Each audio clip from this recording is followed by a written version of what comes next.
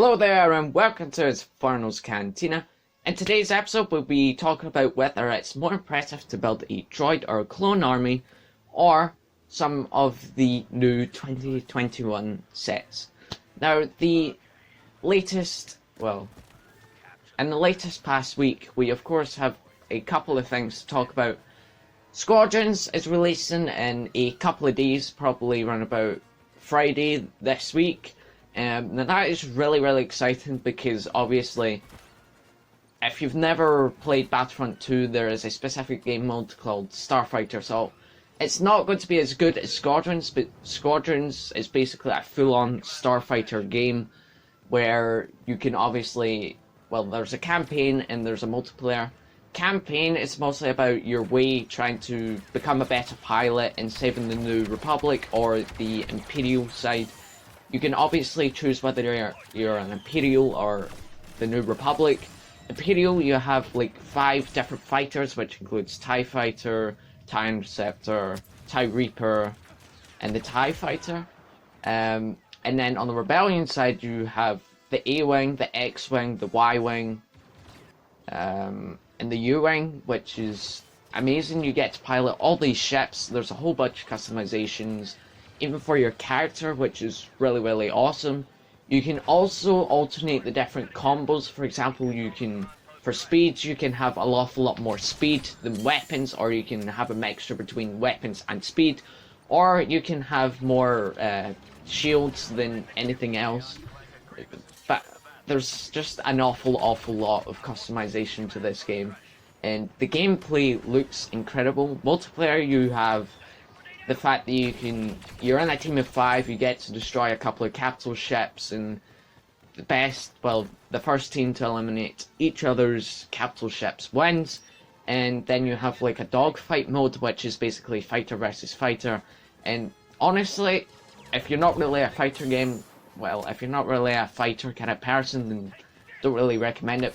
But if you're willing to give it a chance, then yes, I would say definitely get it. But our second topic here is of course the new 2021 set Rumours for the Star Wars Winter line. Now the wave here has had a lot of controversy in the LEGO community as a whole. For example, you have more people on the defensive side saying that it should be more varied. For example, the fact that it's basically full on original trilogy stuff. There's nothing wrong with the original trilogy, it's just that some people would prefer a mixture between Clone Wars, prequel, sequel, and original trilogy stuff.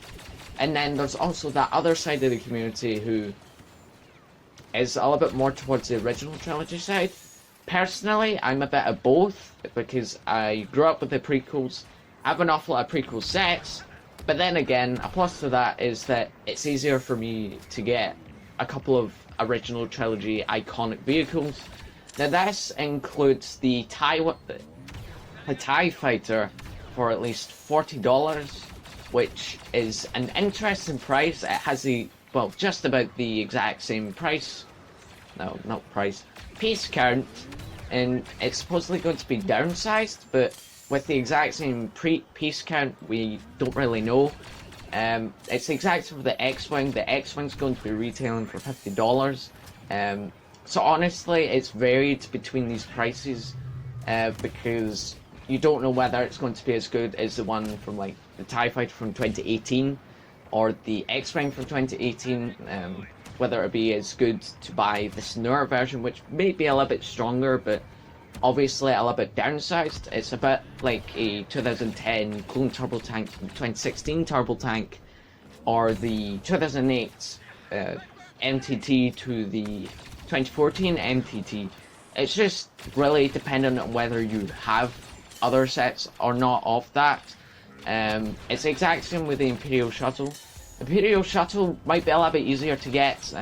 Obviously it will be a little bit more downsized, similar to the TIE Fighter and the X-Wing, but if you missed out on the last one, which I'm pretty sure was in like 2015, 2016, you're better off getting, if you don't mind the downsize, then yes, get it, but if you want to continue going on with bigger is better, as some people would say, they get the 2015 one. It's honestly varied. I'm pretty sure there's also a 4+ Resistance X-Wing, which is iffy because the last X-Wing, 4+ X-Wing, was kind of disgusting to us. It may be good for a kid, but for someone who wants accuracy, etc., then no, but it's not really targeted towards us teenagers, adults, older children. But if you do, then go for it. I mean, like, there's no harm in buying it. But yeah, so our next topic here is, of course, whether it's more important to build a droid or clone army. Now, from my personal point of view, it's more expensive to build a clone army than a droid army, as a droid only costs like £1 each, which is pretty cheap, whereas a clone can sometimes cost to around about £20 each, such as the ARC Trooper from the ARC and, well, the ARC Trooper Battle Pack. So it really depends on your personal taste. I mean, like, a lot of people said, I put this on my Instagram story, by the way, but a lot of people said it was more impressive to have a clone army, and I think that's because clones are more popular, and it's a little bit more of an achievement to get all these different clones despite the price. For example, you buy all these 5 Force Battle Packs and you have this massive blue and white Clone Trooper army, which is 5 Force Army, or you have these plain old battle droids that just all look the same, and it's not really much of an achievement. But if you're just wanting to make an army, then obviously the best option is to go for a droid army. But if you really wanted to go for like an achievement, it's more coveted to go for a massive clone army, because we see so many clone troopers, etc. But in reality, you see more droid armies, well, droids, there's much more of a bigger army in the Clone Wars than clones. The clones obviously make up with that with their independent thinking and all these different weapons and their engineering, etc. Whereas clones, well, not clones, droids are more programmed and they don't really have much and they just get destroyed. But it really depends. I mean, like, if you have the money to build a clone army, then go for it. Droid army, if you're just wanting to make an army, go for it. Honestly, it could go either way. It's a bit like making a rebel army, which is not seen very often. Or you have this big, massive Stormtrooper army or Imperial army. The Imperial army is obviously going to be much more impressive, as rebels don't really have that much significance in terms of how people feel about them, whereas you see an awful lot more of these stormtroopers and you see more armies of them in the actual films.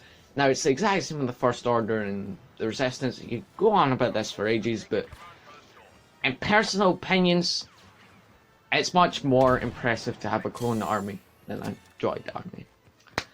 But, yeah guys, that's going to be it for this episode. Of course, if you do like the content you see here, please go subscribe. Now, I have got a couple more videos coming up later on in the week, such as an A-Wing mock, NTT mock, which is a little bit more upgraded than the last version, and a Krennic shuttle video to do. But, yeah guys, that's going to be it from me. I'm Infernal. Peace out.